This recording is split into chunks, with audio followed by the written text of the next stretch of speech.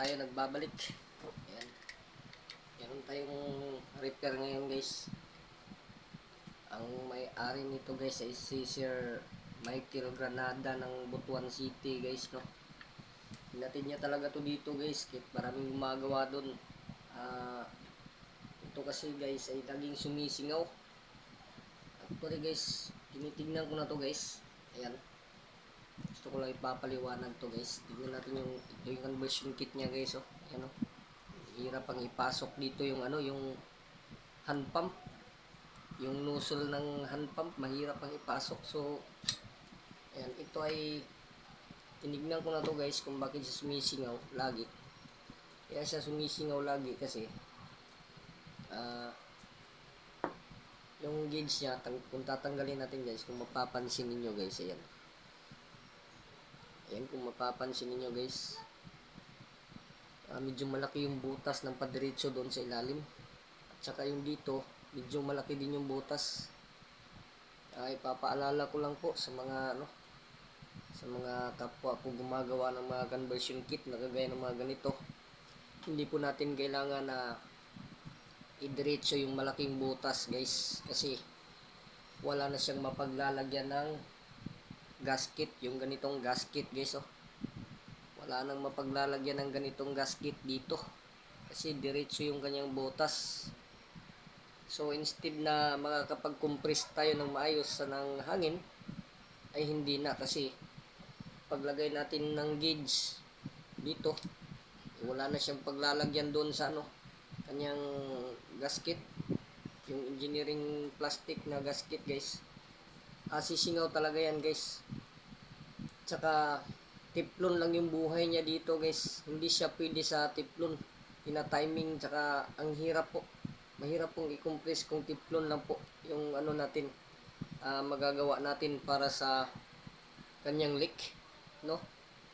So tsaka ang hirap dito guys, kasi kapag matatanggal mo tong conversion kit, bago mo to matatanggal ang conversion kit dito sa kanyang unit, ang mahirap dito guys, kasi tinatanggal pa ulit yung gauge. Ayan. Kasi yung lock niya guys, ito yung maliit, dito yan nakakabit guys, dapat may distansya yan guys. Ayan, dyan yan nakakabit yung lock. Tsaka madaling maglo-lost thread guys kapag yung ginagawa natin conversion kit ay aluminum. Ayan. So nakaganyan yung itsura niyan guys. Ayan. Nasa ilalim yung bolt. So kapag bago mo siya matatanggal doon sa kanyang pinaka overall na unit, dito sa kanyang tube tank, ay kailangan mo pa talagang tanggalin yung kanyang gauge bago mo to matatanggal. Correction ko lang po, tama naman po yung ginagawa nila ng mismong gumagawa nito, pero ang correction ko lang po dito is ang pinakamali talaga yung kanyang lagayan ng gauge. Ayan, kasi yung butas niya padiretso po yung kanyang butas. So hindi po pwede yung ganun guys, kasi yung pagkukompress ng hangin ay 1,000 po yun, 1,000 PSI, 1,500 PSI, masyadong compress po yun. Kaya hindi po minsan napipigilan ng tiplon tip lang na ilalagay. So gumagawa na ako ng conversion kit guys, ito. Ayan. At para to dito sa unit na to. So ito, kapag nilagay mo tong gauge niya, ayan, bago din tong gauge na ilalagay natin guys. Ayan, meron niyang paglalagyan sa ilalim ng gasket guys. Ayan.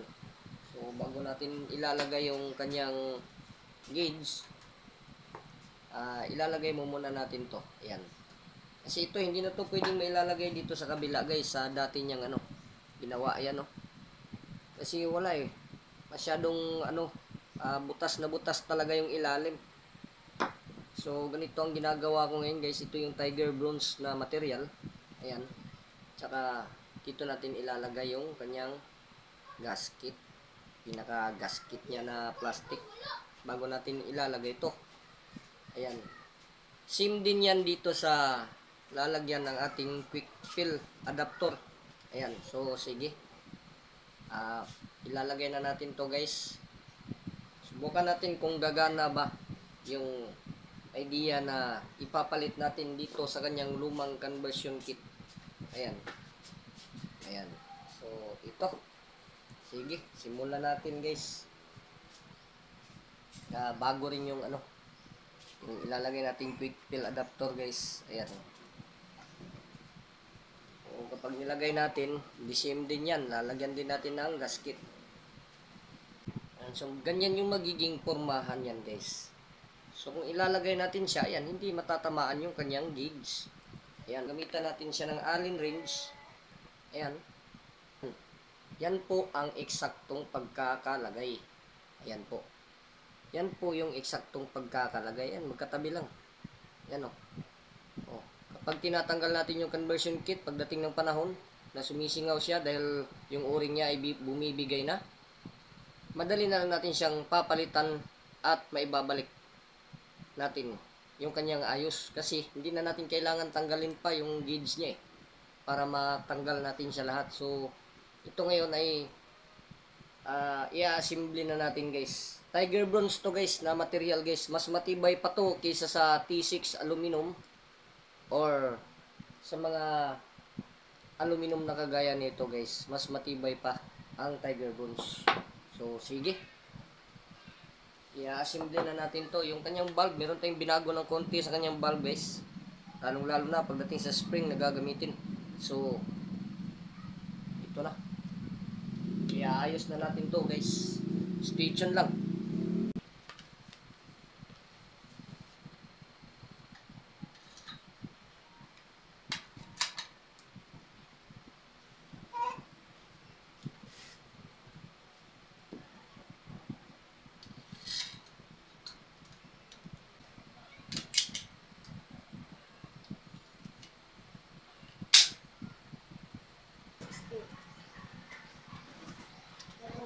Listing area ba?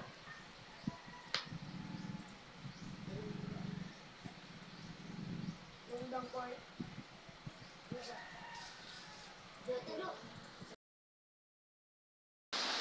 Sir Michael Granada, sir. Ito na yung unit mo, sir.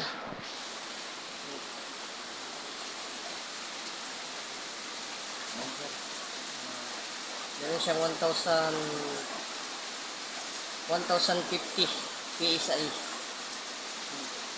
1,050 lang ang hold niyan, sir. Good. Ang ginawa natin sa unit na to, sir, ay itong conversion kit niya, sir. Medyo nilalayo natin ng konti dito sa kanyang dulo para iwas disgrasya. Kasi yung dati mong conversion kit masyadong malapit dito sa pinakadulo ng tube, yung lock. Tsaka natatamaan din siya dito sa kanyang gauge. Kapag tinatanggal mo yung, bago mo matatanggal tong bolt niya, kailangan mo munang tanggalin yung gauge. Kung sakaling magbabaklas ka ng conversion kit, yan yung dati niyang functional. Sa ngayon, hindi na kailangan natin tanggalin yung kanyang gauge kung sakaling magbabaklas tayo at magpapalit ng o-ring dito sa ilalim ng kanyang conversion kit. Kasi malayo yung kanyang lock, andito lang. Dalawa yung lock niyan, sir. Ayan. Ayan, nasa likod yung isa. Ayan, sir. Ayan. Ayan, dalawa. At dati, yung kanyang conversion kit ay nakapadiretso lang ng pagganon, yung kanyang conversion kit dito. So mahirap siyang lagyan ng yung muzzle ng hand pump natin kasi nakapadiretsyong pagganon yung kanyang quick fill adapter. Ngayon yung quick fill adapter niya nakayuko. Ayan, kaya hindi na siya mahihirapan na hindi ka na mahihirapan, sir, na hand pump yung pagkakalagay dito yung dulo ng hand pump natin. Ayan, so ito lang yung nagagawa ko sa unit mo, sir, dahil yung unit mo may leaking. Yung tube nga pala nito guys ay hanggang dito yan, yung tube nya. Pero hanggang dito yung tube nya, pero pinutol natin yun dahil may ano siya, may leak siya, no? Yung mayroon siyang kanal na padiritsong pa ganun sa ilalim. So nagputol tayo kasi medyo mahaba yun at saka talagang talagang nagbibitak siya, no? Dahil sa nasobrahan daw to ng pagpapump nila yung mga nakaraan. Kaya ayun. So ngayon, okay na siya. Goods na yung kanyang material. Ang material na ginagamit natin sa conversion kit na to ay ito yung tinatawag na Tiger Bones. Pag relate kayo sa mga material na mga matitibay, ito po ay mas matibay po ito sa aluminum. Na kagaya ng mas matibay po ito sa T6 aluminum. Yung high grade T6 aluminum, mas matibay po ito mga master. So, pag Tiger Bronze ang ginagamit mo ay talagang siguradong matigas yan at matibay yan guys. Ayan. So, yan yung magagawa ko sa kanya.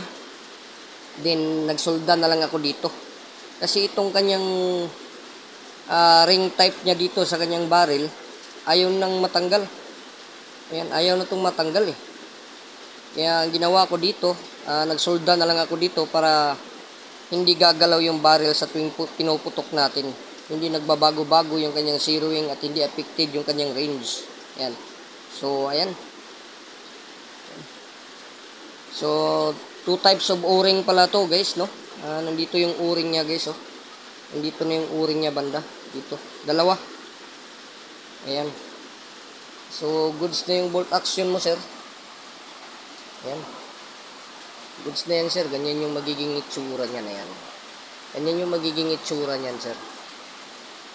So, okay. Ayos. Sir Michael Granada. Ito po yung unit mo, sir. Meron siyang 1,200 PSI sa ngayon. Magpipix tayo nito, sir. Ayan. So, try natin ipaputok, sir. Tukak. Lakas lakas pala yung yung second cock. Dito lang tayo sa first cock, sir. Para hindi masyadong malakas. Lakas, sir. Masyadong malakas talaga.